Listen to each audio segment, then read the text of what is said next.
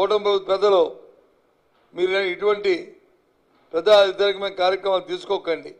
భగవంతుడు ఒకసారి అవకాశం ఇచ్చాడు మీకు అవకాశం ఇచ్చి మీకు ఓటేసిన పాపానికి ఈ రాష్ట్రంలో ఉన్న ప్రధానికం పేద ప్రజలు సామాన్యులు ఇబ్బంది పడాల్సిన పరిస్థితి ఇది న్యాయమానని అడుగుతున్నాం. అందుకే చెప్పాడు మా నాయకుడు జగన్మోహన్ రెడ్డి గారు, మా అధ్యక్షుడు చెప్పారు, ప్రజల తాలూకా సహకారంతో ప్రజల తాలూకా అభిమానంతో ఈ ప్రభుత్వం చేస్తున్న దుశ్చర్యలతో రేపు ఎలాగా వైఎస్ఆర్సీపీ పార్టీ ప్రభుత్వం వస్తుంది. జగన్మోహన్ నాయకత్వంలో మళ్ళీ ఉంటాం. ఈ కళాశాలలు కానీ ఏమైనా సరే ప్రైవేట్ వ్యక్తులు కానీ ఎవరైనా సరే దీన్ని చేయడానికి ప్రభుత్వంతో కుమ్మక్కే చేస్తే మళ్ళీ తిరిగి అది రద్దు చేసి మళ్ళీ రెండింటిని కూడా ప్రభుత్వ కళాశాలగా ఉంచుతామనే విషయాన్ని కూడా ఇప్పటికే ప్రకటించడం జరిగింది. ఇది మళ్ళీ చెప్తున్నాం.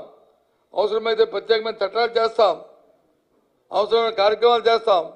అంతేగాని ఈ ప్రజా వైద్యం ఏదైతే ఉందో ఈ మెడికల్ కళాశాల ప్రైవేట్ పరం జరగనీకంట ప్రజల తాలూకు మద్దతుతో ప్రజల తాలూకు ఆలోచనతో ఎవరైతే ఈ కోటి సంతకాలు పెట్టినా ఈ వ్యక్తులు ఉన్నారో వాళ్ళ తాలూకు ఆలోచనతో ఈ కార్యక్రమాన్ని ముందుకు తీసుకెళ్తామనే విషయాన్ని ఈ సందర్భంగా మనం చేస్తున్నాం.